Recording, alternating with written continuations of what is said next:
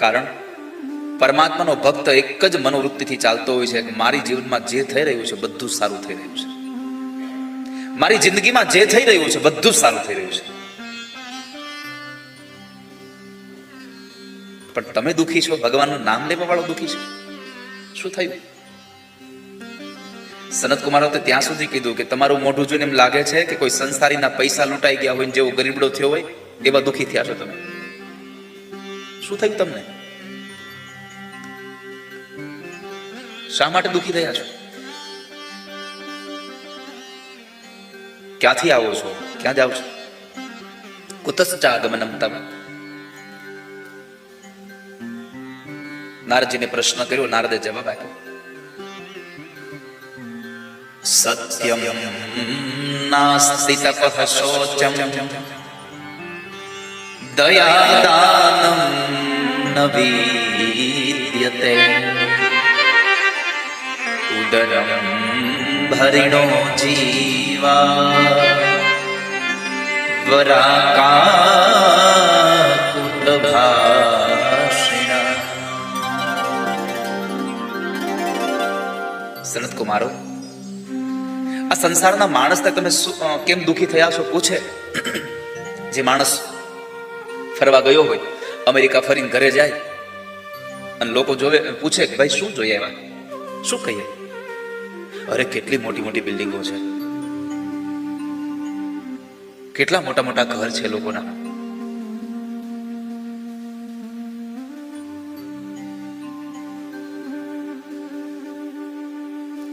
લોકો આવી પ્રશંસા કરે, સંસારી આવું આવું આવું વર્ણન કરે. પણ નારદને પૂછ્યું કે નારદ, તમે તો બહુ બધા ક્ષેત્રમાં ફરીને આવ્યા, શું જોયું? સાધુની દ્રષ્ટિએ કહ્યું, સત્યમ નાસ્તિ તપઃ શૌચમ. આ સંસારમાં સત્ય નથી રહ્યું. લોકો અસત્યનો આશરો બહુ કરે છે, વાત વાતમાં ખોટું બોલ્યા કરે છે.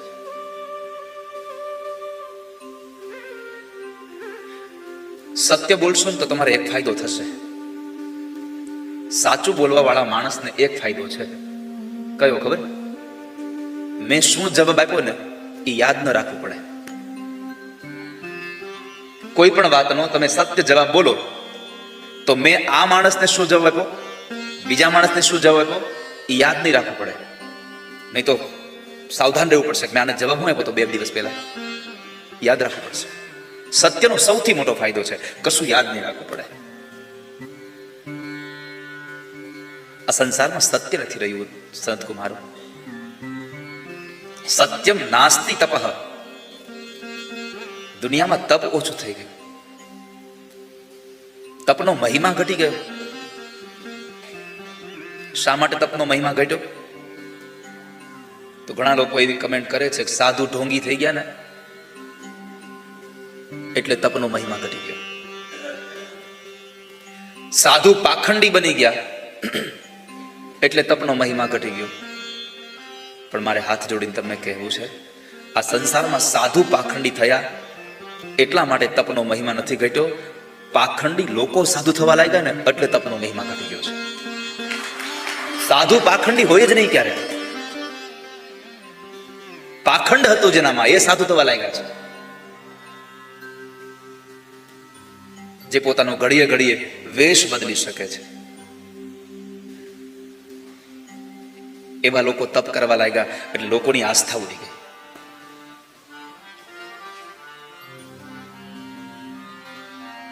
કોઈ ખોટો માણસ સાચા માણસની જગ્યાએ, જે સાચો માણસ જે કામ કરે છે એવું જ કામ કોઈ ખોટો માણસ કરે અને પછી સમાજ પાસે એ લઈને ખોટું કામ કરે ને એટલે પછી એની અસર સાચું કામ કરવા વાળા માણસો ઉપર પડે છે.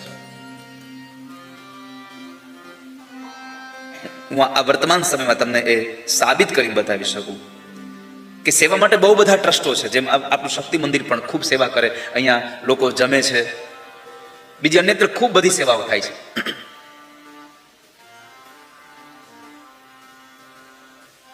એમાં ક્યારેક કોઈક એવા માણસોએ ટ્રસ્ટ બનાવી લોકો પાસેથી પૈસા લઈ અને પછી જ્યારે ખોટું કામ કરી નાખ્યું, કોઈ પૈસાને ક્યાંય હિસાબ મળવા દઈ નહીં, એટલે એની અસર સાચું કામ કરવાવાળું જે ટ્રસ્ટ છે એની ઉપર પડે છે. પછી લોકો અહીંયા પણ દાન દેતા અચકાઈ જાય છે કે આમાં આવું હશે તો.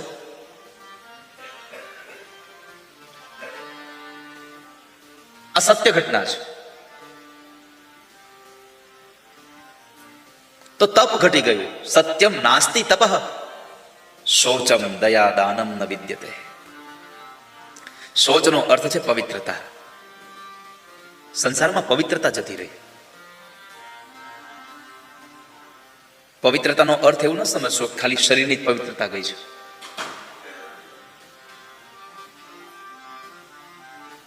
શરીરની જ પવિત્રતા નહીં. જિંદગીમાં 3 વસ્તુની પવિત્રતા બહુ આવશ્યક છે. આ તન, આ મન અને ધન. આ 3ની પવિત્રતા બહુ જરૂરી છે. શાસ્ત્રોએ જે પ્રમાણે નિયમો બનાવ્યા છે એ પ્રમાણે જો તમે જુઓ તો તમે આપણે પવિત્રતામાં કશું કરતા જ નથી.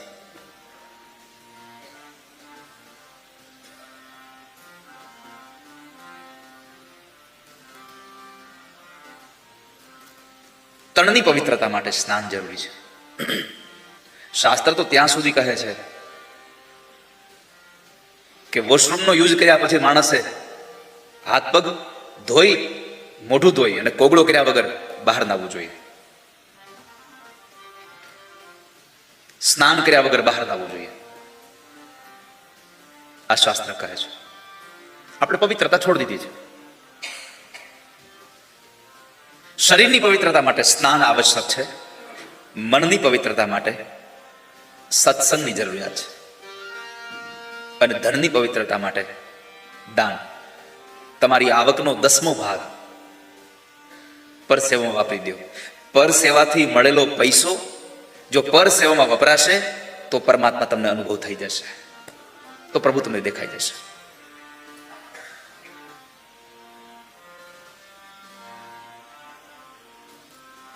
તો પવિત્રતા જતી રહી છે. સત્સંગમાં બેઠા છો, તમારું મન પવિત્ર બની રહ્યું છે. સ્નાન કરશો, તમારું તન પવિત્ર થઈ રહ્યું છે. દાન કરશો તો ધન પવિત્ર થશે.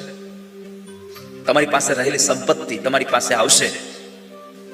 પછી એના 3 જ માર્ગો છે. તમારી પાસે આવેલા પૈસાના 3 જ રસ્તાઓ છે.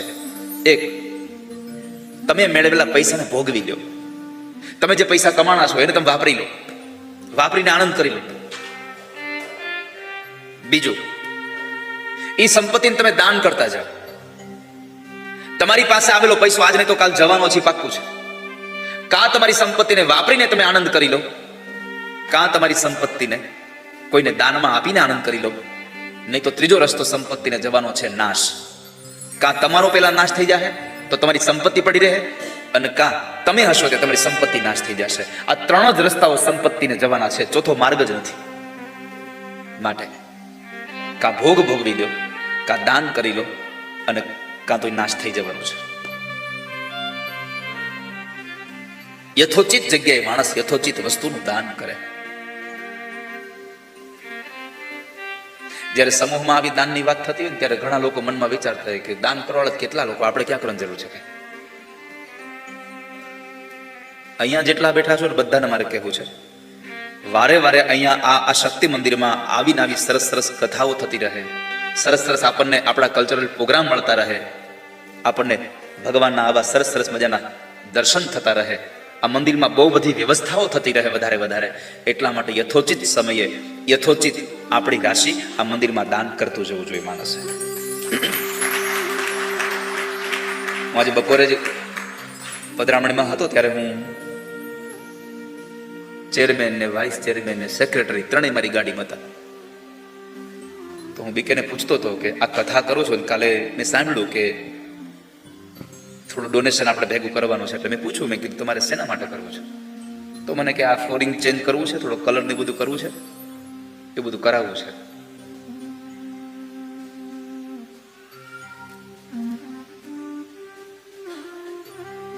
$2-2.5 લાખ રૂપિયાનો ખર્ચો છે. મેં કહ્યું અહીંયા માટે 2-2.5 લાખ રૂપિયા એટલે કઈ બહુ લાંબા છે નહીં. અહીંયા તો એક માણસ આપી દે એવા લોકો પાસે ભગવાને સંપત્તિ આપી છે. પણ આપણે એવું કરવું છે કે એક માણસને બધો લાભ નથી દેવો, આપણે તો જેટલા આવી બધાને લાભ દેવો છે. અહીંયા જેટલા આવે એ બધાને આપણે લાભ દેવો જોઈએ. એ બધાને એમ થવું જોઈએ કે આ શક્તિ મંદિરમાં અમે જઈએ છીએ, અહીંનો પ્રસાદ ખાધો છે, અહીંના દર્શન કર્યા છે, આની પાસે અમે કંઈક માગ્યું છે તો અમારે કંઈક આપવું જોઈએ. મેં કહ્યું તો તમારે વ્યવસ્થા કરવી જોઈએ કે એક માણસ ખાલી 151 રૂપિયા અહીં આપીને જાય ને તો આ બધા ભેગા થયેલા છે એ બધા જો આપતા જાય ને તો મને લાગે છે કે કથા પૂરી થઈને આવતું વર્ષ આવે તો બધું પૂરું થઈ જાય પાછું કામ. નાની એવી વ્યવસ્થા છે અને આમ પણ તમારી ફરજમાં આવે છે કે તમારે મફતમાં કથા સંભળાય નહીં. મૂવી જોવા જાવ ને મફતમાં આવવા દે છે. અમારે અહીંયા ધાણી એક મુઠ્ઠી ખાલી માં ધાણી કરી દે ને તો આવડું મોટું બકડિયું ભરાય. એ તમારું અહીં પોપકોર્ન, હા આટલું કમથું ડબલું આપે તો કેટલા રૂપિયા લે જીગરભાઈ? નહીં તું ગયો તું કે $20 પોપકોર્નમાં $20. હે અમારે $20 ના પોપકોર્નમાં આખું ગામ જમે.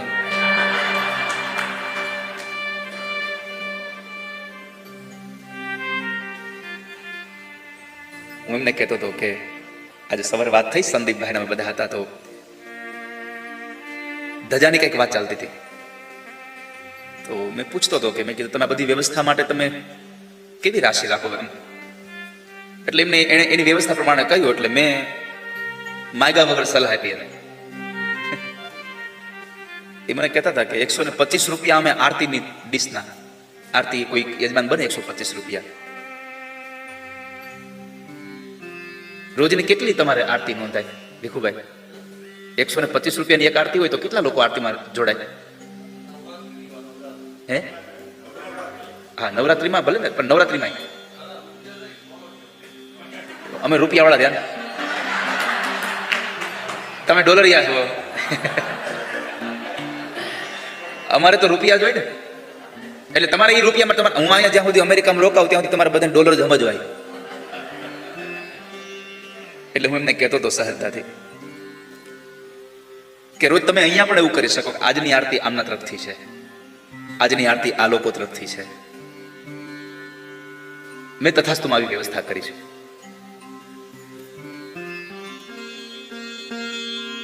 આપ જયારે ગુજરાત આવો ત્યારે એક વખત આવજો એટલે તમને ખ્યાલ આવશે. એ સ્કૂલ અહીંયા તો દાન નથી લેતા અમે, બધાને ખબર છે. સ્કૂલ બને છે અને સ્કૂલમાં માણસ કેવી રીતે આપણી સાથે જોડાયેલો રહે કાયમ માટે અને આપણો નિભાવ કેમ થાય એના માટેની એક વ્યવસ્થા કરી તથાસ્તુમાં કે રોજનો 2-2.5 લાખ રૂપિયાનો ખર્ચો છોકરાઓને જમવાનો, શિક્ષકોનો, ગૌશાળાનો, યજ્ઞશાળાનો, મંદિરનો. તો 2.5 લાખ વાળા લોકોને આપણે કોઈકને કન્વિન્સ કરવા એટલે થોડીક વાર લાગે. એટલે મેં ભારતમાં એવું નક્કી કર્યું છે કે ભારતમાં 1 લાખ લોકોને તથાસ્તુ વિદ્યાપીઠ સાથે જોડવાના અને એ 1 લાખ માણસો શું કરે તો કે રોજનો 1 જ રૂપિયો દાન આપે. રોજનો 1 રૂપિયો દાન આપે. આપણો 1 રૂપિયો કદાચ કાંઈ ન કરી શકે પણ આ બધાનો 1-1 રૂપિયો ભેગો થાય તો બહુ બધું મોટું નિર્માણ થઈ શકે. હવે અમે ત્યાં જેમ રૂપિયો લઈએ છીએ 1 લાખ લોકો પાસેથી, એમ તમે અહીંયા 1000 લોકો ખાલી રોજનો $1 આપો. સમજાય મારી વાત? બહુ બધું નિર્માણ થઈ જાય. તમારા 1 રૂપિયાથી કદાચ બિલ્ડિંગ ન બને પણ તમારા બધાના 1-1 રૂપિયાથી બહુ મોટી બિલ્ડિંગો બની જાય. એટલે હું એમને કહ્યું કે આવી કંઈક વ્યવસ્થા કરજો કે કાયમ માટે એક જ યજમાન નહીં પણ તમને ઘણા લોકો તમારા મંદિર સાથે જોડાઈ જાય. એ પોતે પોતાની જાતને આમ ખુશી અનુભવી શકે કે અમે પણ મંદિરમાં એક સહયોગી છીએ. આવી વ્યવસ્થાઓ અમે આ તો સામાન્ય ગાડીમાં વાત કરતા હતા ને, કારણ કે 1-1 કલાક દૂર જવાનું પધરામણીમાં બીજું કરીએ હું અમે એમાં ગાડીમાં, એટલે આવી બધી વાતો કરીએ. તો માણસ પોતે દાન આપતો જાય. એટલે હું તમને એ પણ આજે કહી દઉં છું, આજે વાત નીકળી છે તો આ મંદિરમાં આ તમે જે ફ્લોરિંગમાં બેહોઠો ને બેસાડો ને અહીંયા, એ બધું બદલવાનું છે, સારું બનાવવું છે કંઈક. આ લોકોનો ભાવ સારો છે તો 7 દિવસમાં તમને એના માટે આપણે એક માણસ ખાલી $151 સેવા કરે તો આ બધા થઈને જો ભેગા થાય ને તો બધું આમ પૂરું થઈ જાય કથાના માધ્યમથી. અમે તો આવું જ કરીએ. હમણાં જો હું અહીંયા આવ્યો છું તો 2 સેવાઓ લઈ.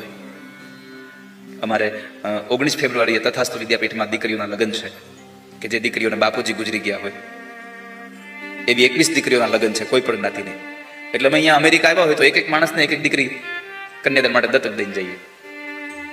આ 12 સપ્ટેમ્બરે 300 લોકોને હરિદ્વાર લઈને જવાના છે. હવે 300 લોકોને હરિદ્વાર લઈને જવાના કેવા, તો કે ક્યારે હરિદ્વાર ગયા ન હોય અને ભવિષ્યમાં હજી જવા માટે એની પાસે સંપત્તિ એવી નથી કે અમે સરળતાથી હરિદ્વાર જઈ આવીએ. એવા 300 લોકોને ટિકિટ ભાડું આપણે દેવાનું, ત્યાં રહેવાની વ્યવસ્થા આપણે દેવાની, જમવાનું આપણે દેવાનું, એની પાસે 1 રૂપિયો નહીં લેવાનો. આવા 300 લોકોને ગયા સપ્ટેમ્બરમાં 700 લોકોને લઈ ગયા હતા, આ વર્ષે 300 લોકોને લઈને જઈએ. એટલે 300 લોકોને લઈને જવાય તો પૈસા એટલા જોઈએ. તો અમે અહીંયા એવી વ્યવસ્થા કરી, 300 લોકો અમે એવા કરીશું જે એક માણસ 1 લોકોની ફી ભરતો હોય. કથાના માધ્યમથી આ બધું થઈ શકે છે. આ કથા એમને નથી થતી.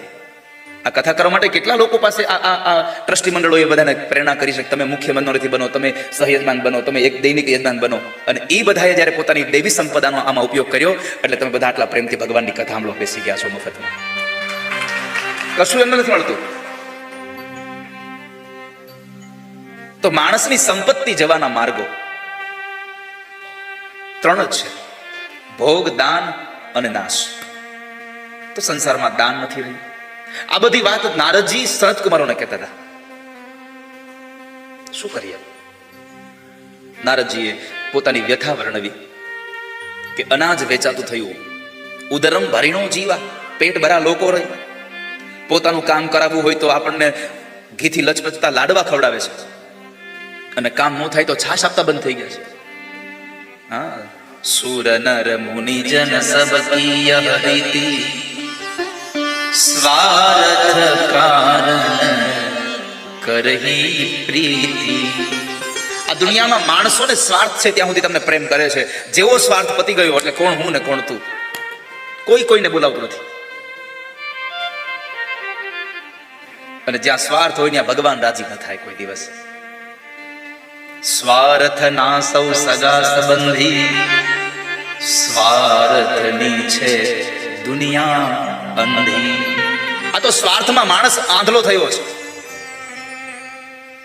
તો નારદજીએ કહ્યું કે સંસારના લોકો પેટ ભરા થયા છે, મોઢે સારું બોલે ને પાછળથી ખરાબ બોલનારા થયા છે. અને આ દુનિયામાં આપણે બધાને ખબર જ છે. આ નારદજીએ તો કેટલા વખત પેલા કહી દીધું છે.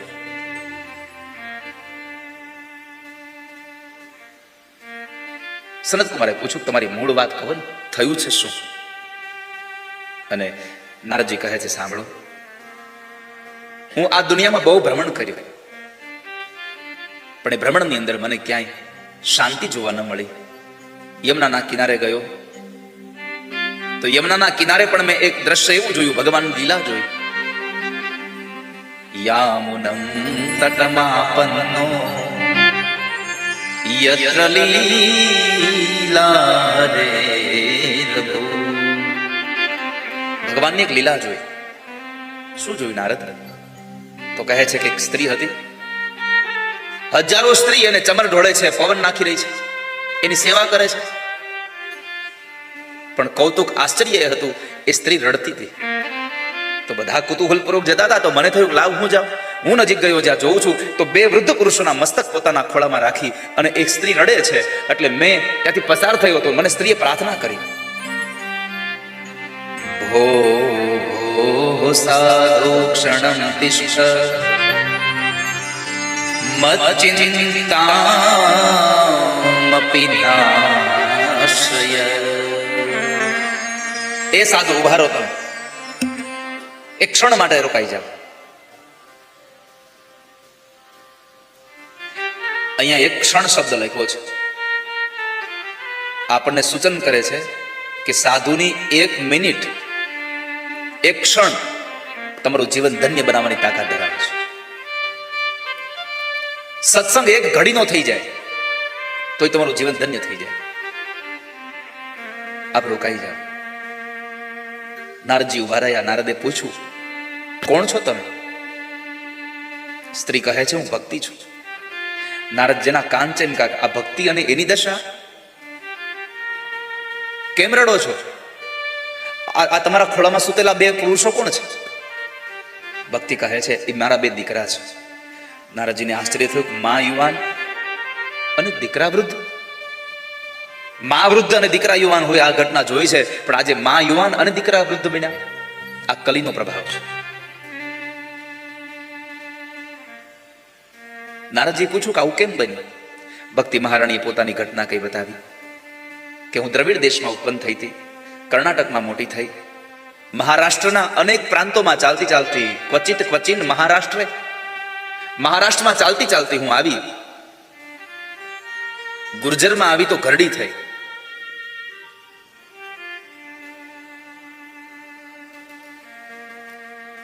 અધર્મએ અમને ઘરડી કરી દીધી.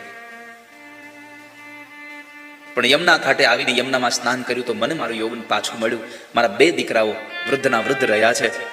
હું તમને પ્રાર્થના કરું છું, આને જગાડો. જો તમે નહીં જગાડો તો ઇદમ સ્થાનમ પરિત્યજ્ય વિદેશમ ગમ્યતે મયા, હું આ સ્થાન છોડી વિદેશમાં ચાલી જઈશ. નારદજી કહે છે, ભક્તિ તમે ક્યાંય ન જાઓ, તમારા દીકરાઓને અમે જગાડીશું. પછી તો નારદે જ્ઞાન અને વૈરાગ્યના કાનની અંદર વેદના મંત્રો ગાયા, ગીતાજીના શ્લોકો ગાયા.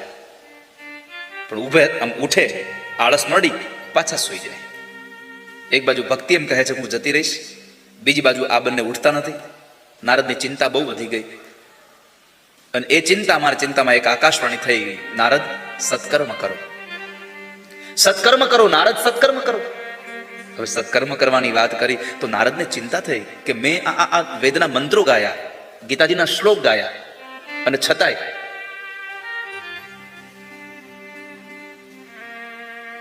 એને સત્કર્મ ન કહેવાય તો સત્કર્મ કોને કહેવાય?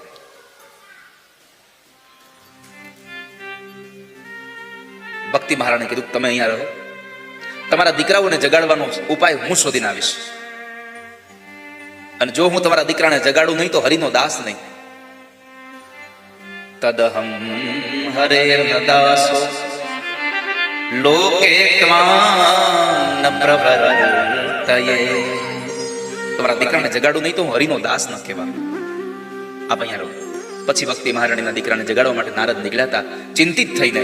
અને સનતકુમારો મળ્યા. સનતકુમારોને પ્રશ્ન કર્યો કે સનતકુમારો, જેના જ્ઞાન અને વૈરાગ્ય સુઈ ગયા હોય અને ગીતાજીના શ્લોક અને વેદ મંત્રથી ન જાગે તો એને જગાડવા શું કરવું જોઈએ? અને સનતકુમારે કીધું એને જગાડવા માટેનું એકમાત્ર સાધન છે, એને તમે સત્સંગ કરાવો, એને ભાગવતની કથા સંભળાવો. હું ભાગવત સાંભળવા બીજે ક્યાં જાઉં? તમે જ મને ભાગવત સંભળાવો. સનતકુમાર અને નારદની વચ્ચે નિર્ણય થયો ભાગવત કથા કરવાનો. કથા ક્યાં કરીશું? ક્યાં કથા કરવી જોઈએ? આવો પ્રશ્ન આવ્યો એટલે બદ્રી વિશાળમાં કથા ન કરીએ, આપણે હરિદ્વારમાં કથા કરીએ. ગંગાજીની જે ધારા વહે છે એમાં આનંદ નામનો એક તટ છે, એ આનંદ નામના તટ ઉપર કથા કરીએ. ગંગા દ્વાર સમીપે તુ તટમાં આનંદ નામકમ. આનંદ નામના તટ ઉપર આપણે કથા કરવી જોઈએ. કથાનું સ્થળ નક્કી થઈ ગયું, કથાની વ્યવસ્થાઓ થવા લાગી. બધા લોકોને ખબર પડી ગઈ કથા છે, કથા છે, કથા છે. સૌ લોકો કથામાં આવે છે. ઋષિમુનિઓ આવ્યા છે. ઋષિમુનિઓ આવ્યા એમાં એક બહુ સુંદર વાત બતાવી છે કે જે લોકો નહોતા આવતા ને એને સમજાવીને ભૃગુ ઋષિ કથામાં લઈ આવ્યા છે. આ આપણને ટકોર કરી છે કે એકલા કથામાં જવું નહીં, કોઈકને હારે કથામાં લઈ જવા માટે પ્રેરણા કરવી. હાલો કથામાં. એકલા કથામાં જાવ તો વૈષ્ણવ નથી, એકલા મંદિરે જાશો તો વૈષ્ણવ નથી. નરસૈયાના શબ્દો છે કે તુજ સંગમાં જો કોઈ વૈષ્ણવ થયો તો તું સાચો વૈષ્ણવ જાણ રે. તારા સંગથી કોઈ વૈષ્ણવ થાય તો તું વૈષ્ણવ છો.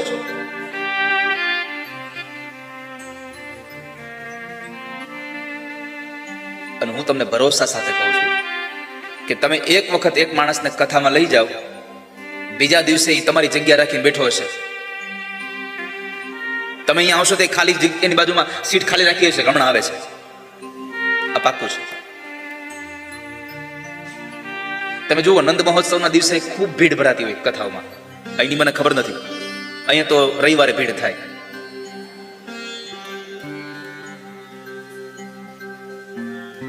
પણ અમારે ચોથા દિવસે ગુજરાતમાં, ભારતમાં કથા હોય તો નંદોત્સવમાં વાત જવા દો, એટલી પબ્લિક થાય.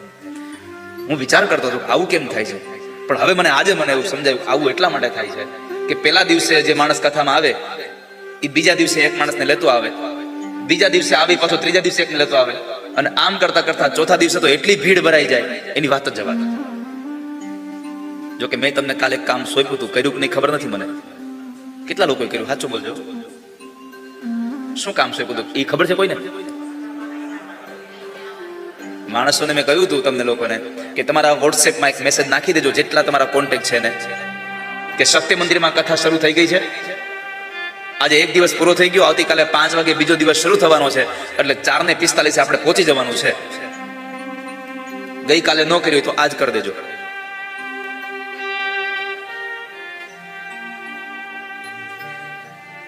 અને કાલે તો ખાસ મેસેજ નાખી દેજો કે મંગળવારે તો આવજો, નોંધ લખજો, પીળા કપડા પહેરીને આવજો, નંદ ઉત્સવ છે મારે.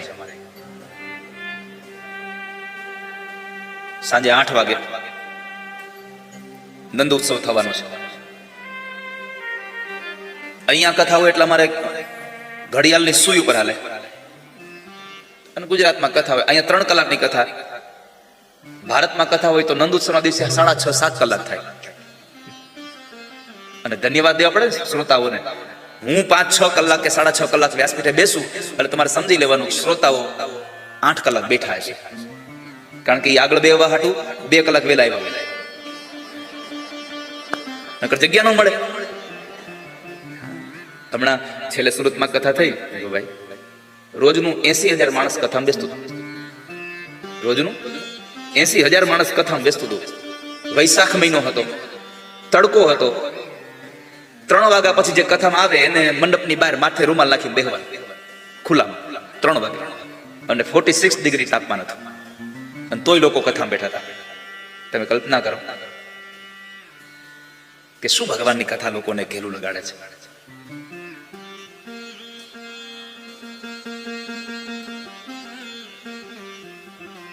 અમે લાસ્ટ યર શિકાગોમાં જલારામ મંદિરે કથા કરી ગયા વર્ષે. એ લોકો એવું કહેતા હતા કે અમે અહીંયા આટલા વર્ષોથી કથા કરીએ છીએ, પણ અમારે આટલું પબ્લિક કોઈ દી અહીંયા કથામાં આવ્યું એવું સુધી બન્યું નથી. ઉપર નીચે 2 હોલ હતા, એમાં બધું પેક. પછી લોકોને બહારથી દર્શન કરીને પાછા જમાડી મોકલી દી, ખીચડી ખવડાવી. અહીંયા પણ એ જ સ્થિતિ છે, કારણ કે અહીંયા તમને સમર સિવાય કથા ક્યાં મળે છે.